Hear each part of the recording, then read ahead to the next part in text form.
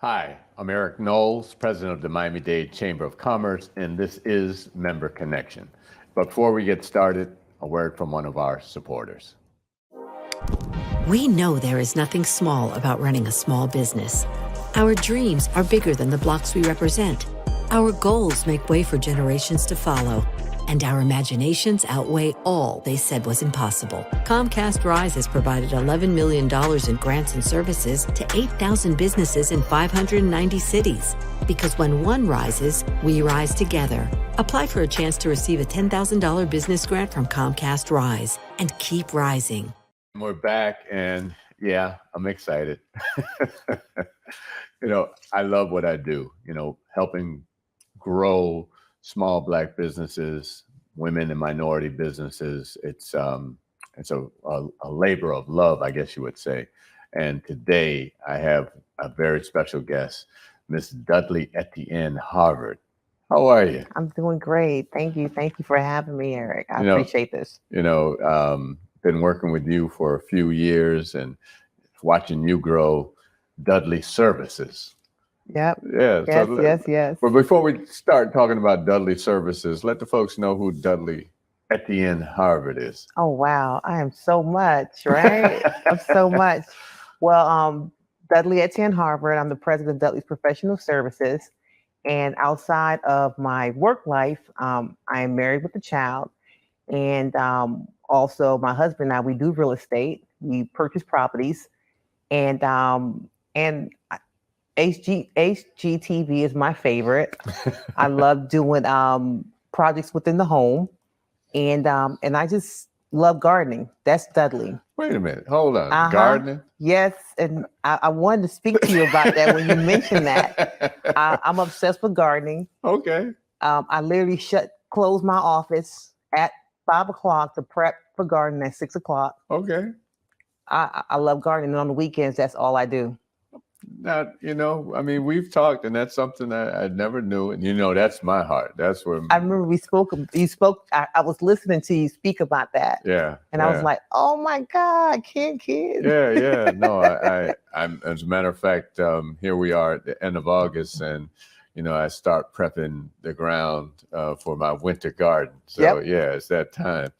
But obviously, we're here to talk about your business. Right. And how long have you been in business? I've been in business it's going to be 12 years this year. 12 years. October 28th will be 12 years. So how, we hear about businesses failing within the first year, not making it first couple of years. So what is that survival tactic? Oof.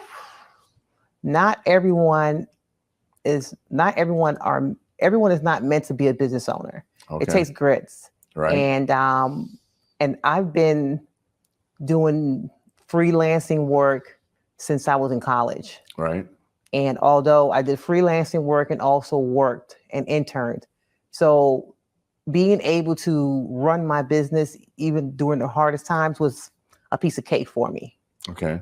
And I also learned because I worked with the Fortune 500 company, and I see how they operated. And so I just always kept on back of my head, backlog. And the tough survives. And that's who I am. Right. So tell folks, what is that business? Dudley, professional services. What is that? Well, what we do community outreach. Okay. We also do administrative support, project control, and also technical services. And we work with companies within the construction industry, which are developers, contractors, subcontractors, architects, and engineers. My background is construction. Prior to me starting my business, I used to be a field engineer and a project engineer. Okay. Where majority of our work was hospitality, healthcare, and education. So coming into this side of the construction world was a piece of cake for me, and that's where I found my true passion. Okay. I love being a project engineer and a field engineer. But this allowed me to be around people more. And I love being around people. And the advantage that I have for my clients is that I understand scheduling. I understand the building from top to bottom. And a lot of people say, no, you build from bottom top. But if you're a real contractor, especially with I have a degree in construction engineering. We build from top bottom. That's how you really build. Okay. And I understand that concept. And this is the advantage that my clients have when they hire me. So I love what I do. This is something that I don't lose no sleep on it. Right. I know construction. So this is where I'm at. All right. So you spoke about basically 3 or 4 different areas. Touch on each one. And you have community outreach. Talk about how do you go about that, and what does that entail? When it comes down to community outreach, we because we work so much with subcontractors and contractors a lot, we kind of understand what they want and what they need. And what we do is when our clients, the prime developers, whoever it is, asks us to, hey, look, can you reach out to small businesses? We need to, we want to hire small businesses on projects. What we do, we kind of do the old fashioned way. We have to do cold calls. We do the whole 9 yards. And because I have prior relations with subcontractors, it's kind of easy. Well, sort of easy. let me not say it's sort of easy. And so it allow us to, reach out and kind of tell them, hey, look, this is what's going on. This is what's needed on the project. And so that's the community outreach aspect of it. And we take it to heart. We just don't just want to put a number out there. Right. And, that's something I'm very, very passionate about. Now, when you're doing this community outreach, I know a lot of times we talk about, obviously from a chamber perspective and talking to other partners in the community, we can do this outreach. It's like, as they say, the saying, you can lead a horse to water, but you can't make them drink. And so where I'm going with that. Trust me. So talk about that a little bit. You know what? I kind of sympathize a little bit with subcontractors who you can hold their hand and try to take them to the actual, hey, look, just come. I'll hold your hand. I'll tell you how it is. I kind of sympathize with them because they are intimidated. Mm-hmm. It's the paperwork. Right. That's what I get. It's the, it's the paperwork. But then you'll have some of the contractors who, they'll scream from the top of their lung. They never show up when they need to be shown, when they need to show up. And when it comes to that, I'm okay with that because, when you have it's all about quality. So when you have a good amount of quality, hey, they are the ones that get the opportunity. Right. And, I always tell people, whatever you feel intimidated, wherever area you feel intimidated, that's what you need to rush forward with the most. But or hire someone, an expert, to help you. Oh God, that's another subject. No, let's talk about that. Yeah, that. No, seriously, let's talk about that because that's the one thing that I talk about in the chamber a lot about having the back of your house together, because you can be great at what it is that you do, pulling wire or plumbing, etc. Right. You could be great at that, but to your point of not having that paperwork together, that's where your business fails. So talk about that a little bit. I will stress, I've realized there's 2 types of small businesses. There's those that do hire the help, but they don't give the help enough information or enough resources to, continue the work and execute the way they need to execute. And then you have those who don't because they want to keep all the money in their pocket. And I always say, when I first started my business, you're going to laugh at this, Eric, don't you laugh. I said, when I make my first couple $1,000s, I'm going to buy me a Christian Dior purse with matching shoes. Cause that's what I thought. I made it then. Yeah, right. Cause my business made it. Right. I'm going to get back to how I was spending when I was with corporate America. Right. Right. And when I first started making my first couple $1,000s, it was nothing like that. I went ahead and put it back in the business. And it'd been times where I actually paid my staff before I paid me, paid myself. So it's one of the things where, everybody want to keep the money in their pocket, but, I always say when you hold on to anything too tight, that's when you lose it quickly. Right. That's when you can't nothing else get in there. Can't nothing else get in there, right? So, right. So that's the challenge I usually have. Because once, not only when I do the outreach, when I help my clients with the administrative support, which is like the job site compliance and monitoring, I actually get to know the subcontractors we work with. Right. And sometimes they'll say, I just don't understand the paperwork. And like I said, I love what I do. I literally will go to their office and help them out. Right. And I said, you just need help. You can't do the paperwork and try to be on site. Right. You can't run the business and run the business. Right. Because you don't have the time. But some people, obviously, there are those that have that expertise, but most of them don't. And when we've gone through, the pandemic, and that's where we saw a lot of businesses were left behind. They were left out because they didn't have their paperwork together to access PPP. And I talk about this all the time. And here we are. We're still, going through this whole COVID thing. People are still, testing positive. Yes. Thank God, it's simmering down somewhat. But going back to the whole point of businesses, a lot of businesses haven't recovered because they did not have the back of their house together, or they did not have the support of someone, an expert like you, that can help them do that side of the business. Right. And talking about COVID, it's funny because during COVID, the whole everyone during COVID, everyone was, they were waiting to see what's next. And me and my team, we pivot. What I mean by that, we kind of changed the way we networked. Right. We couldn't network. You can't be in no one place. Right. So what we did was we actually reached out to different city officials in the cities that we want to do business with via email. Say, hey, look, can we meet via Zoom? Everyone's home. Right. So we're home doing nothing, looking at the sky. So well, you can go out and work in the garden. That was my. Let me tell you, you don't want to know. COVID was my best friend when it came down to the garden. My husband thought that I was insane. I was in paradise, to be honest. So we kind of pivoted having network, and we kind of sold them the other, some other services that we could provide, which because of my past experience, I knew how to do. Right. And even with my current clients who are on standstill, I told them, hey, look, this is a new service that we're providing. If you need it, just let us know. So that kind of kept us afloat. And of course, the PPP, right. And also the various grants they had out there. We had a dedicated day where we dedicated to grants.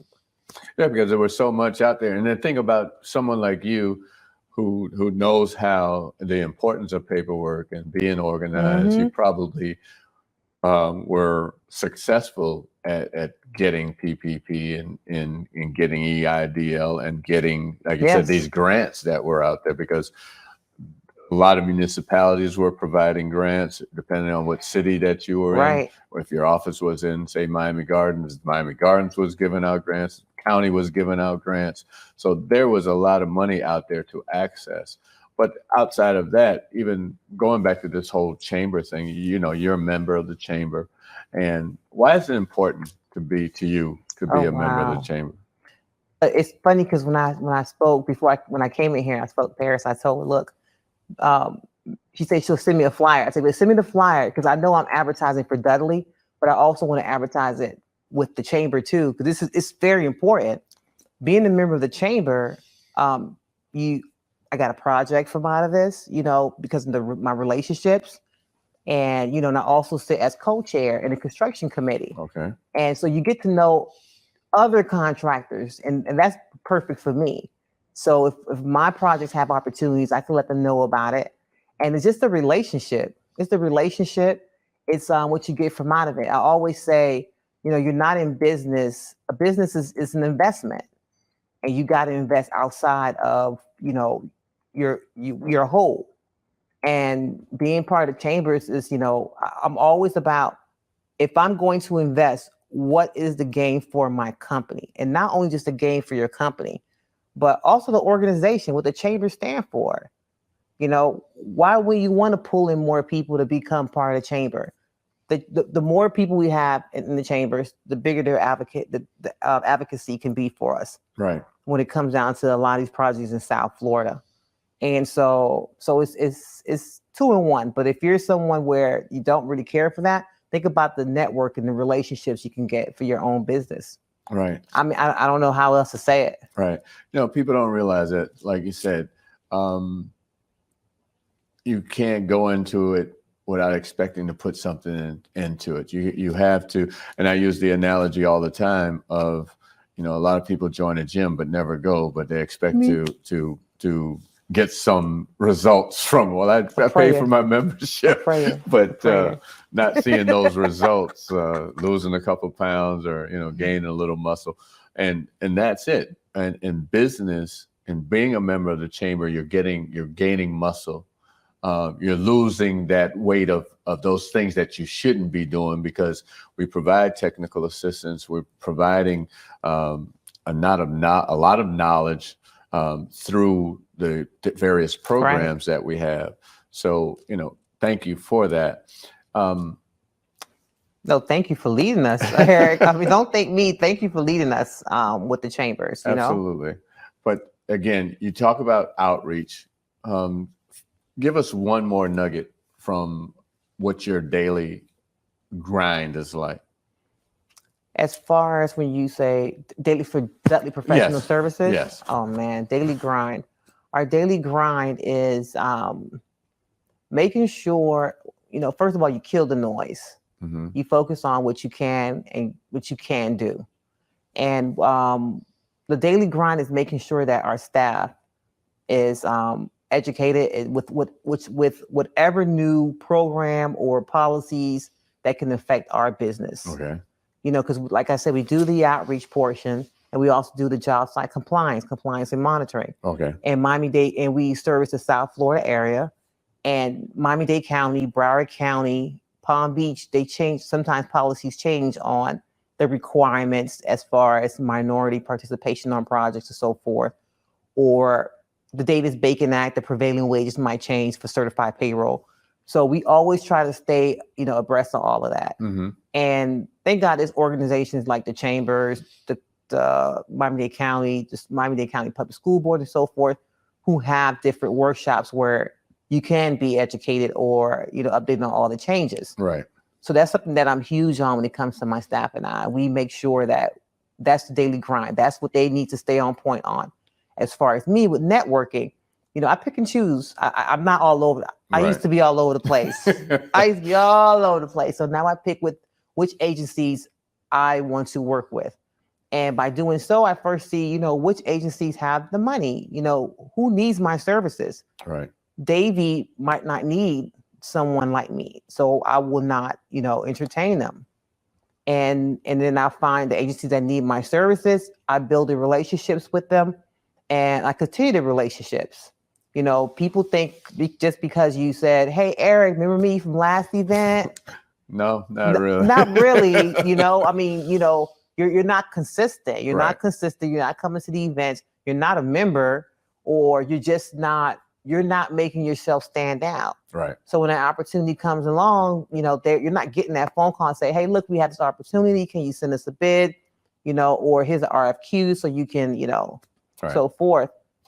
So that's my daily grind. Right. So if someone wants to know more or get in touch with you, how can they do that? Easy. What you can do is you can actually go into our website, www.dudly, which is DUDLY, services is plural.com, or you give us a call at 305-816-6470, or you can just email us at info@dudleyservices.com. And we are here to help small businesses with your administrative support. And also we are here to help with, any questions you might have, even as a prime. And one thing I forgot to mention, Eric, is that, last year we purchased a commercial suite, and, I'm an advocate for small businesses. So within that suite, we share that room with small businesses. So if you are looking for a space as a small business or a micro business to, intimate space to have your meetings or so forth, we are here. All right. It's called that same number. All right. And if you want to know more about the Miami-Dade Chamber, go to www.m-dcc.org or call the chamber at 305-751-8648. This has been the Member Connection. Today, I stand before you, a proud graduate of Miami-Dade College and the 5th president of the Miami-Dade Chamber of Commerce. I'm honored to return to the college that prepared me to become a leader in our community. providing an education second to none. So I'm asking you to please tune in every Monday at 12 noon to the Miami-Dade Chamber of Commerce's Member Connection, as I interview members of the Miami-Dade Chamber of Commerce on our Facebook page at Miami-Dade Chamber of Commerce or our YouTube channel, Miami-Dade Chamber of Commerce.